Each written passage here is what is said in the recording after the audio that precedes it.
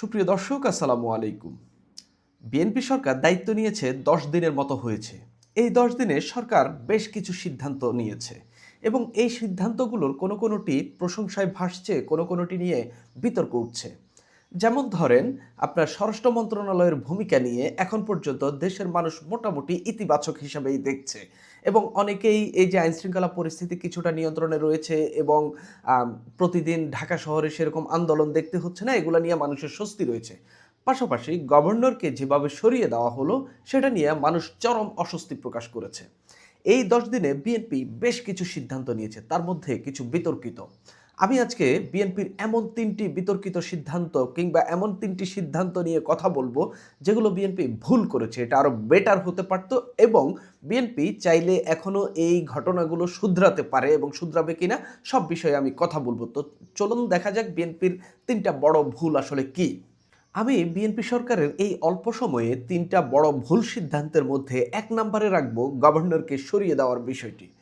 সরকার চাইলে অন্তর্বর্তীকালীন সরকারের সময়ে নিয়োগ পাওয়া গভর্নর আহসান এইচ মনসুরকে খুব সহজে সরিয়ে দিতে পারত এবং সরকার যদি বলতো যে আমরা আপনাকে আর রাখতে চাচ্ছি না, আপনি সরে যান এবং আমরা এখানে নতুন গভর্নর নিয়োগ দেব, কিংবা সরকার তার সঙ্গে যে চুক্তি সেটা বাতিল করতে পারত, কিংবা নতুন গভর্নর এরপর বাতিল করে নতুন গভর্নরকে নিয়োগ দিতে খুব স্বাভাবিক প্রসেসের মধ্যেই সরকার চাইলে তাকে সরাতে পারত। কিন্তু আমরা দেখলাম কি, তাকে সরানোর জন্য বাংলাদেশ ব্যাংকের ভেতরে বিক্ষোভ হলো, যেটা মব হিসাবে পরিচিত।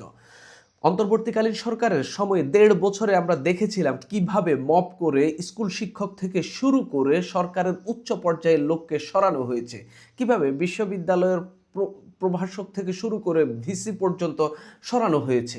আমরা দেখেছি পুলিশ অফিসারকে থানা থেকে সরানো হয়েছে মব করে। ইভেন রাষ্ট্রপতি সরানোর জন্য হাতিয়ার হিসেবে ব্যবহার করা হয়েছিল মবকে। তো আমরা দেখেছি মব করে কিভাবে এই অন্তর্বর্তীকালীন সরকারের সময়ে কেউ ফায়দা লুটেছেন, কেউ তার অপছন্দের ব্যক্তিকে সরিয়ে পছন্দের ব্যক্তিকে বসিয়েছেন, সেগুলো আমরা দেখেছি। ঠিক একটা নির্বাচিত সরকারের সময়ও কি আমরা একই ঘটনার পুনরাবৃত্তি চেয়েছিলাম? কখনোই না।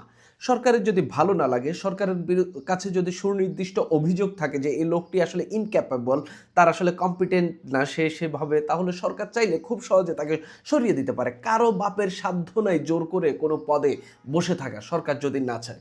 আমরা জানি বিএনপি গভর্নরকে সরিয়ে দিবে, কিন্তু এভাবে কেন সরাবে? বা এই যে পদ্ধতিতে সরানো হয়েছে, সেই পদ্ধতিতেই খুবই ন্যাক্কারজনক, খুবই নিন্দনীয় একটা উদাহরণ হয়ে থাকবে এবং এখান থেকে বিএনপির অন্যান্য যেসব বিএনপিপন্থী সরকারি চাকরিজীবী আছে, তারা যদি মনে করে তাদের দপ্তরের প্রধানকে ঠিক একইভাবে সরানোর যদি চিন্তা করে, তারা কিন্তু সেই চিন্তা এখন করতে পারে। কিংবা ছাত্রদলের ছেলেপেলেরা যদি এখন চায় যে তার বিশ্ববিদ্যালয় বা তার কলেজের ভিসিকে বা অধ্যক্ষকে সে সরাবে, সে একই কায়দা অবলম্বন করতে পারে। অর্থাৎ এটা একটা উদাহরণ হয়ে থাকলো, যেখানে বাংলাদেশ ব্যাংকের গভর্নরকে মব করে সরানো গেছে, সেখানে দেশের আর যে কোনো কিছু মামুলি ব্যাপার, সেই উদাহরণ তৈরি হলো। পাশাপাশি বিএনপি এখানে গভর্নরকে শুধু সরায়নি, এই গভর্নরটা মোটামুটি আমাদের ভঙ্গুর পরিস্থিতিতে আহসান এইচ মনসুর যখন দায়িত্ব নিয়েছেন, মোটামুটি তিনি একটা স্থিতিশীল পর্যায়ে নিয়েছেন এবং বিএনপি যাকে নিয়োগ দিয়েছে, আমি এখন পর্যন্ত যে প্রোফাইল দেখতে পাচ্ছি, তিনি চার্টার্ড অ্যাকাউন্টেন্ট, কিন্তু তিনি একজন ব্যবসায়ী। বাংলাদেশে এই প্রথমবারের মতো একজন ব্যবসায়ীকে নিয়োগ দেওয়া হলো বাংলাদেশ ব্যাংকের গভর্নর হিসেবে।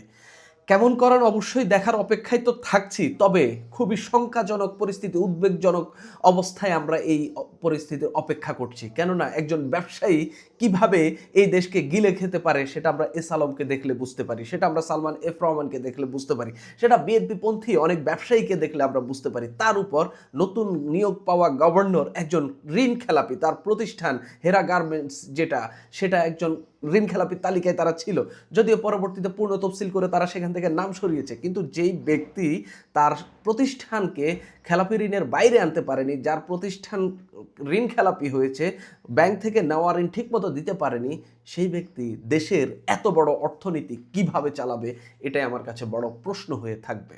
বিএনপির দ্বিতীয় বড় ভুল যেটা আমার কাছে মনে হয়, সেটা হলো 6টি সিটি কর্পোরেশনে যে তারা প্রশাসক নিয়োগ দিয়েছে, সেটা প্রশাসক দরকার, নিয়োগ দেওয়া খুবই প্রয়োজন ছিল, দিয়েছে, ঠিক আছে, কিন্তু কাদেরকে নিয়োগ দিলেন? সব দলীয় নেতাদেরকে, এবং এর মধ্যে দুজনা রয়েছেন যারা নির্বাচনে পরাজিত হয়েছেন। তো তো তাদেরকে কি আপনি পরাজিত হওয়া ব্যক্তিকে, যাদেরকে তাদের এলাকার লোকজনই ভোট দিয়ে তাদের সংসদ সদস্য করেনি, সেই সব লোককে নিয়ে আপনি আবার তাদের প্রশাসক বানিয়ে দিলেন? এটা কি হইল?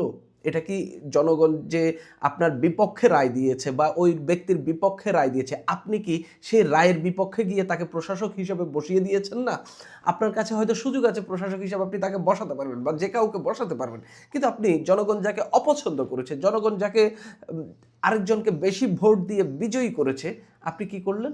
কম ভোট পাওয়াকে নিয়ে তাকে নিয়ে মেয়র বানিয়ে দিলেন। এটা বিএনপির জঘন্য একটা সিদ্ধান্ত হয়েছে। ৬টা সিটি কর্পোরেশন কি কি আমি বলি: ঢাকা দক্ষিণ, উত্তর এবং খুলনা, সিলেট, তারপরে নারায়ণগঞ্জ এবং গাজীপুর। এই ৬টা সিটি কর্পোরেশনে বিএনপি প্রশাসক নিয়োগ দিয়েছে, সবগুলো বিএনপি নেতা। বিএনপি কি আর নিরপেক্ষ কাউকে পায়নি? আচ্ছা, এরা তো ভোটে নির্বাচিত হয়নি, তাহলে আপনি কি এখানে যে আপনি প্রজ্ঞাপন দিয়ে এদেরকে নিয়োগ দিতে পারতেন? তাহলে নিরপেক্ষ কিংবা দলমত নির্বিশেষে ব্যক্তিকে কি আপনি নিয়োগ দিতে পারতেন না? অবশ্যই পারতেন। প্রশাসক নিয়োগ দিয়েছে প্রয়োজন, আমি সেটা প্রথমেই বলেছি। কিন্তু বিএনপি ভুলটা কোথায় করলো? বিএনপি দলকানা। বিএনপি এটা প্রমাণ করেছে এর মধ্য দিয়ে, অর্থাৎ বিএনপি দলের বাইরে যাবে না। এখন কথা হইলো, ধরেন জামাতের একজন ব্যক্তিকে দিল, তাহলে জামাতের ওই ব্যক্তিকে কি সে বিএনপি নিয়ন্ত্রণ করতে পারবে কিনা সেটা প্রশ্ন থাকছে। কিন্তু বিএনপির কাছে তো এই নিয়ন্ত্রণও আছে যে সে চাইলে ওকে যে কোনো সময় সরিয়ে দিতে পারবে, তাই না? বা সে যদি দুর্নীতি করে, বা সে যদি কিছু খারাপ কিছু করতে যায়, বা সে যদি এমন কিছু করে যেটা বিএনপিকে টপকিয়ে বা বিএনপির দলীয় সিদ্ধান্ত বা সরকারের সিদ্ধান্ত না মেনে করে, সরকার চাইলে তো এটা খুব সহজেই তাকে সরিয়ে দিতে পারে, কিংবা তার বিরুদ্ধে কথা বলতে পারে, বা সে কী কী করছে সেটা প্রকাশ করে দিতে পারে, তাই না? কিন্তু বিএনপি এই ঘটনার মধ্য দিয়ে প্রমাণ করেছে বিএনপি স্পষ্টত দলকানা, এবং তারা যে কোনো কিছুর জন্য তাদের দলের বাইরে আর কোথাও যাবে না, যেটা আওয়ামী লীগের চরিত্র ছিল। জামাত থাকলে জামাতও ঠিক একই কাণ্ড করত, কিন্তু তখন আমি জামাতকেও দলকানা বলতাম। এবং বিএনপি এই ৬জন প্রশাসক নিয়োগ দিয়ে বুঝিয়ে দিয়েছে তারা তাদের দলের বাইরে আর কোনো দিকে যাবে না, এবং তাদের দলের না খাওয়া নেতারা বলেন, দলের যাদেরকে অনেককে নমিনেশন দেয় না, তাদেরকে এখন এইসব পদগুলো দিয়ে বিএনপি খুশি রাখছে। অর্থাৎ বিএনপি এভাবে যদি দেশ চালায়, খুশি রেখে, নেতাদেরকে খুশি রাখার জন্য যদি তারা দেশের সরকার ব্যবস্থা বা কাঠামোটা যদি ওই রকম করে, তাহলে এটা কিন্তু ভালো শাসনতন্ত্রের উদাহরণ হবে না। আপনারা একবারে স্পষ্টত বিএনপির ভাইরাও একবারে এটা শুনে রাখেন, এটা কিন্তু ভালো শাসনতন্ত্রের উদাহরণ হবে না। আমরা চাই বিএনপি দীর্ঘ সময় ক্ষমতায় থাকুক গণতান্ত্রিক পদ্ধতিতে এবং সুশাসনের মধ্য দিয়ে। বিএনপি এমন কিছু না করুক যেটা ২০০১ থেকে ২০০৬ পর্যন্ত যে বিতর্কিত কর্মকাণ্ড করেছে সেগুলোর কোনো ধারে কাছেই যেন না যায়, আমরা সেটা চাই। আপনি জানেন ঢাকা শহরে কিছু সেকুলার মানুষ, এমনকি আওয়ামী লীগের মানুষ, এমনকি দল নিরপেক্ষ মানুষ ঢাকা শহরে বিএনপিকে কিভাবে বাঁচিয়েছে ভোটের দিন আমি দেখেছি। সেই বিএনপি এরকম হতাশ করবে এটা আমরা চাই না। বিএনপির তৃতীয় যে ভুল সেটা হলো মন্ত্রিপরিষদ। মন্ত্রিপরিষদে আপনি দেখবেন এমন এমন কিছু কিছু ইনএফিশিয়েন্ট লোককে মন্ত্রী করা হয়েছে যারা আসলে যোগ্যই না। যেমন ধরেন যে আমি একটা উদাহরণ দিই, জোনায়েদ সাকিকে আমার খুবই পছন্দের একজন রাজনৈতিক ব্যক্তিত্ব, এবং আমি ওনাকে খুবই পছন্দ করি। এই ব্যক্তিকে অর্থ মন্ত্রণালয় এবং পরিকল্পনা মন্ত্রণালয়ের প্রতিমন্ত্রীর দায়িত্ব দিয়েছে। আপনি কি এখনো দেখেছেন তিনি সেভাবে অ্যাক্টিভলি এগুলোর সঙ্গে জড়িত হয়েছে? কিংবা ধরেন জড়িত হয়েছে, তিনি কি আসলে সেই রকম অর্থনীতিবিদ কিংবা পরিকল্পনাবিদ কিংবা নগর পরিকল্পনা স্থপতি এরকম কোনো কিছু তিনি আসলে কি করতে পারবেন এই মন্ত্রণালয়ে? রেদার তার জন্য সুইটেবল যে অন্য মন্ত্রণালয়গুলো হইতে পারতো, যেমন সাংস্কৃতিক মন্ত্রণালয়, পরিবেশ, বন ও জলবায়ু, তারপরে আপনার তথ্য মন্ত্রণালয় এবং রিলেটেড আরও অনেক মন্ত্রণালয় হয়েছে, কল্যাণমূলক সমাজ কল্যাণ মন্ত্রণালয়, সেগুলোতে তিনি খুব দুর্দান্ত কাজ করতেন। কিন্তু লোকটাকে অর্থ ও পরিকল্পনা মন্ত্রণালয় নিয়ে আসলেন। এই যে এরকম আরও বেশ কিছু ব্যক্তি, যেমন ধরেন যে খোদ অর্থমন্ত্রী, অর্থ মন্ত্রণালয় বিএনপি এমন একটা ভ্যাকুয়াম সৃষ্টি করে রেখেছে। বিএনপি অর্থ মন্ত্রণালয় এমন লোকদেরকে নিয়োগ দিয়েছে যারা আসলে সে অর্থে অর্থনীতিবিদ নন। আপনি দেখেন অর্থমন্ত্রী অর্থনীতিবিদ নন, একজন ব্যবসায়ী। আপনি দেখেন জোনায়েদ সাকি অর্থনীতিবিদ নন, একজন রাজনীতিক, এবং বাম ঘরানার রাজনীতিক, সেকুলার টাইপের রাজনীতি করেন। আপনি দেখেন গভর্নর যাকে নিয়োগ দিয়েছেন তিনি কিন্তু খুব বড় আহামরি ডিগ্রিওয়ালা না। আমি ডিগ্রিতে ওইরকম বিশ্বাসী না, কিন্তু এইসব পদগুলোর জন্য ডিগ্রি খুবই গুরুত্বপূর্ণ, আপনার পড়াশোনা খুবই গুরুত্বপূর্ণ। এই গভর্নরের পদ বলেন, তারপরে আপনার বিশেষ করে ফাইন্যান্স রিলেটেড যে কাজগুলো রয়েছে খুবই গুরুত্বপূর্ণ। আপনার ইন্টারন্যাশনাল অর্থনীতি কিভাবে চলে, কোন দেশের অর্থনীতি কোন মাপকাঠিতে কিভাবে চলে, রিজার্ভের হিসাব কিতাব বোঝা, আপনার ডলার ট্রানজ্যাকশন নিয়ে নানান হিসাব কিতাব, আইএমএফ বোঝা, নানান কিছু রয়েছে, বিশ্ব ব্যাংক বোঝা, এগুলো আপনার জানা থাকায় তো যে লোককে গভর্নর করা হয়েছে তাকে নিয়ে অনেকে সন্দেহ পোষণ করছেন। তো আপনি দেখেন আপনার অর্থনীতি অর্থমন্ত্রী অর্থনীতিবিদ নন, আপনার প্রতিমন্ত্রী অর্থনীতিবিদ নন, আবার আপনার যিনি গভর্নর হিসাবে দেওয়া হয়েছে দায়িত্ব, সেই অর্থে তিনি খুব আহামরি বড়সড় বাংলাদেশের একেবারে রিনাউন্ড অর্থনীতিবিদ নন। পাশাপাশি তিনি একজন ব্যবসায়ীকে যখন আপনার বাংলাদেশ ব্যাংকের নিয়ন্ত্রণ তার হাতে তুলে দেন, সে কি করে সেটা নিয়ে তো মানুষের মধ্যে ব্যাপক ভয় রয়েছে। বাংলাদেশের মানুষ এখন তারেক রহমানকে নিয়ে খুব বেশি ভয় পাচ্ছেন না, ভয় পাচ্ছেন এই গভর্নরকে নিয়ে। এই গভর্নর কি করেন, খেয়ে ফেলেন কিনা সব। আমি সিরিয়াসলি বলছি, বিএনপি বাংলাদেশের মানুষকে এই ভয়ের মধ্যে রাখাটাই উচিত ছিল না। আমি পার্সোনালি ভয় পাচ্ছি যে একজন ব্যবসায়ীকে আমার দেশের কেন্দ্রীয় ব্যাংকের নিয়ন্ত্রণ দিয়ে দিয়েছেন, তিনি কি করেন, তিনি সব খেয়ে ফেলবেন নাকি, আমার মধ্যে এই ভয় আছে।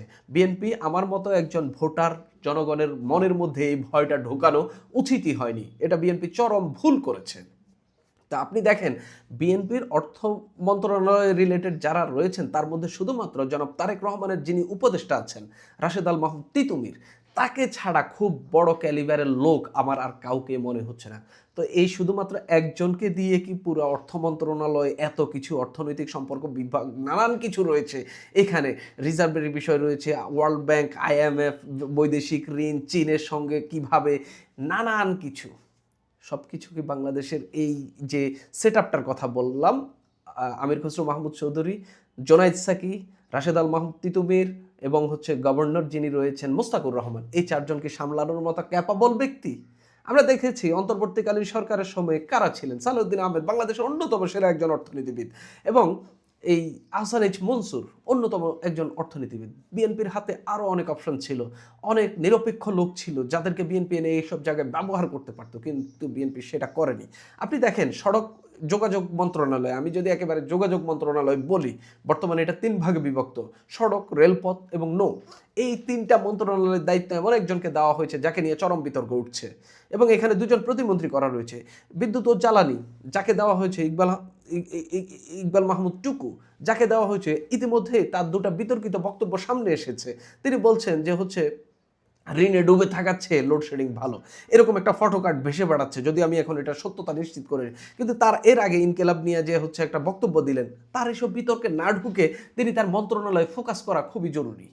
এরকম আরও অনেক, আমি আপনাদেরকে এই 49 জনের তালিকা থেকে, মন্ত্রী পরিষদের 49 জনের যে 25 জন পূর্ণমন্ত্রী এবং 24 জন যে প্রতিমন্ত্রী রয়েছেন, এখানে তালিকা থেকে আমি অন্তত 10 থেকে 15 জনকে বের করে দিতে পারবো যারা ইনএফিশিয়েন্ট। এই যে বাণিজ্য মন্ত্রী যাকে করা হয়েছে, আপনি কি দেখেছেন রমজানে কোনো কিছুর দাম কমতে? অথচ এই বিএনপি গত 1.5 বছর ধরে বলেছে একটা স্থিতিশীল সরকার আসলেই বাজাজ সিন্ডিকেট ভেঙে যাবে এবং তারা এই পণ্যের দাম নিয়ন্ত্রণ করতে পারবে, নানান কিছু করতে পারবে। আপনি কি দেখেছেন ডক্টর মোহাম্মদ ইউনূসের সরকারের সময়ে গত বছর বেগুনের যে দাম আছে এবার কোনো অংশে কমেছে, বরং বেড়েছে। লেবুর দাম আগের চেয়ে এবার বেড়েছে। অন্যান্য পণ্য আপনি দেখেন, আমি নিজেও গতকাল কাঁচা বাজারে গেছি, আমি দেখেছি পণ্যের দাম কীরকম, সবজির দাম সব 50-এর উপরে। তো বিএনপি আসলে সে অর্থে নিয়ন্ত্রণ করতে পারছে না। আপনি কৃষিমন্ত্রী কোনো আহামরি পদক্ষেপ দেখেছেন? হয়তো রমজান দেখে, হয়তো মাত্র 10 দিন হয়েছে সেটা দেখে, কিন্তু দিনের শুরুতেই আপনি বুঝতে পারবেন যে আসলে পুরো দিনটা কেমন যাবে, দিনের প্রথম সূর্যটা দেখেই আপনি বুঝতে পারেন। আমার কাছে খুব একটা ভালো ঠেকছে না, তবে বিএনপির হাতে অপশান আছে এগুলো ঠিক করার, বিএনপি চাইলে ঠিক করতে পারে। সুপ্রিয় দর্শক, এখন এই পর্যন্তই।